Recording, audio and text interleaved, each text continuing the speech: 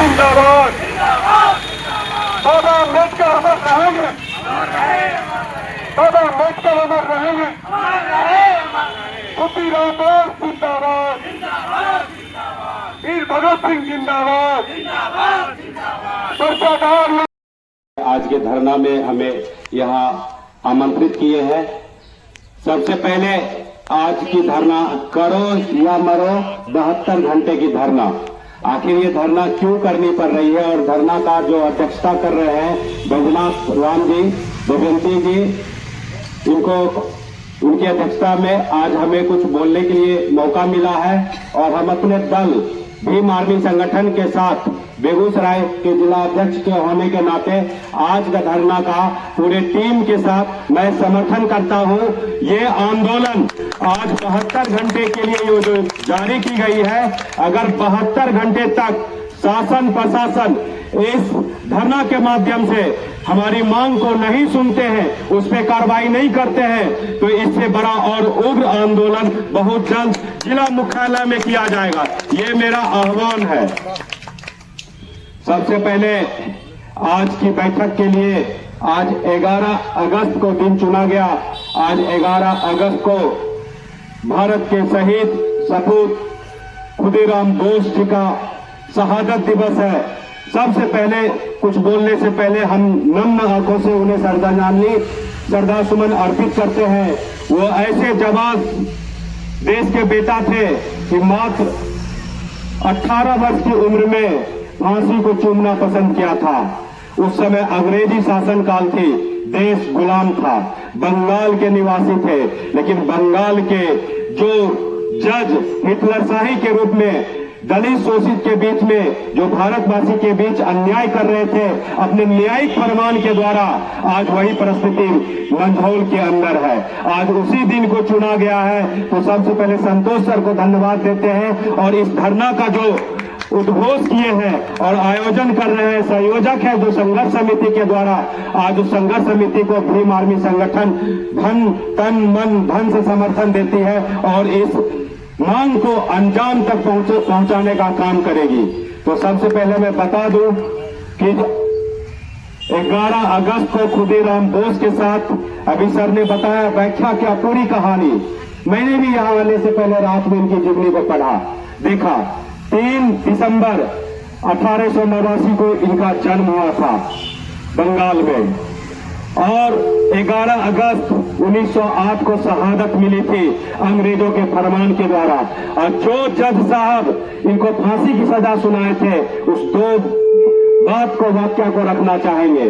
उसकी छोटी उम्र और कद को देखकर जब ये घटना वृत्तांत को जब फांसी की सजा मिलती है, तो जज साहब उनसे पूछते हैं कि हमने जो ये फैसला लिया है, इस फैसला में किसी तरह का कोई आपत्ति है, कुछ कहना चाहोगे? तो उन्होंने हंसते हुए मुस्कुराते हुए एक ही शब्द कहा, मैं बस इतना ही जानता हूं, मुझे बम बनाना आता है। इस छोटे से शब्द में इतनी बड़ी बात थी छुपी हुई, इतनी बड़ी क्रांति थी, इतनी बड़ी ज्वाला उसके अंदर धधक रही थी कि फांसी की सजा मिलने के बाद भी वो घबराए नहीं। जो उनका हुनर था, जिस वजह से जाने जा रहे थे, उसको वो हथियार बना के जज साहब को बताने का काम किए कि मुझे भी बम बनाने आता है। अगर आज आप फरमान सुना रहे उस कुर्सी पर बैठ के, तो आज मैं ये फरमान आपको सुना रहा हूं कि जिस वजह से आप मुझे फांसी देना चाह रहे हैं, आज वो हुनर मेरे पास है, मैं आपको बम बनाना सिखा सकता हूं। दोस्तों, साहित्यिक बहुत बड़ी मीनिंग है। इसकी लड़ाई बंगाल से शुरू हुई थी।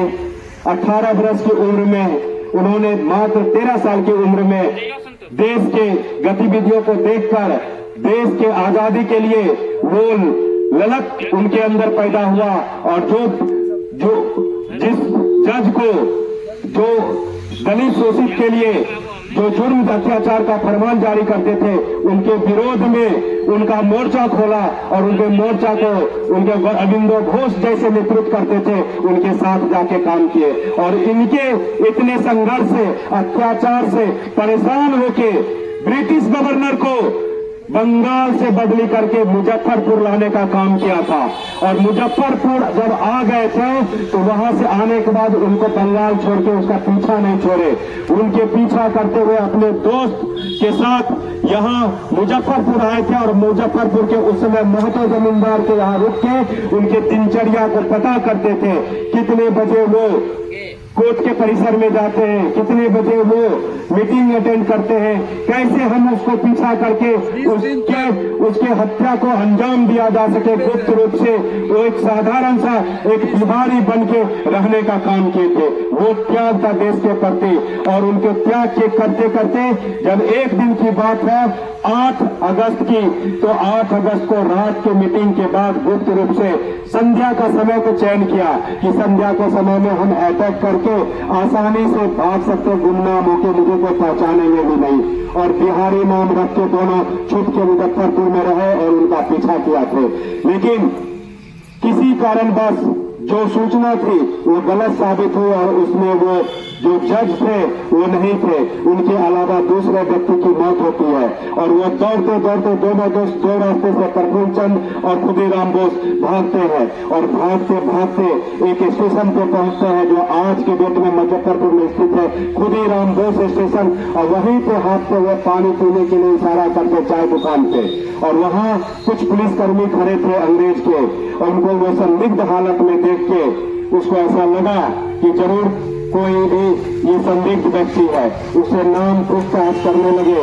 तब तक ये बम धमाका की घटना फैल चुकी थी और उसको गिरफ्तार कर लिया गया था। गिरफ्तार करके उनको केस को लड़ा गया था। केस के बाद उनको ये फांसी की सजा मिली थी। अपील में उसकी केस को ले गया था हाईकोर्ट में, हाईकोर्ट से वो केस को फांसी को चुनना पसंद किया, जिसमें आज के ही दिन 11 अगस्त 1908 को वो फांसी के तख्ते पर झूम गए और शहादत लिए। और उनके साथ जो साथी थे वो अपने किसी भी अंग्रेज के साथ मरना नहीं चाहते थे, उनके पास अपना रिवॉल्वर था। जब पुलिस ने उनको घेर लिया तो अपने से खुद को गोली मारकर अपने को शहादत दी थी।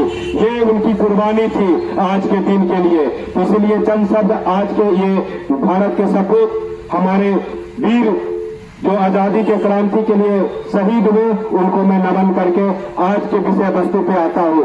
दोस्तों, हम यहाँ मंधौल अनुमंडल प्रांगण में आज जिस जमीन पे जो सीताराम सिंह जी का जमीन है, और उस जमीन पे प्रांगण में आज थाना भी स्थापित है और अनुमंडल कार्यालय भी, और वो भूदाता सीताराम बाबू थे, उनके लिए हम नमन करते हैं और उनका ये त्याग बलिदान को याद करते हैं। जिस चेयर पे बराबर बैठ के बात करते उस जमीन पर भी आज सीताराम बाबू का दिया हुआ है। और उसी प्रांगण में उनके एडवोकेट बेटा प्रभात कुमार भारती जो हाई कोर्ट में एडवोकेट है, उनसे अनुमति लेके आज इस धरना स्थल पे हम बैठे हुए हैं। हम किसी कागज के टुकड़े पे किसी अधिकारी के साइन के मोहताज नहीं है कि वो परमिशन देंगे तो ये धरना होगा, नहीं तो नहीं होगा। आज ये भीम आर्मी इस घटना में आ चुकी है। ये कान खोलकर सुन रहे हैं आला अधिकारी, जो भी शासन प्रशासन जिस तरह का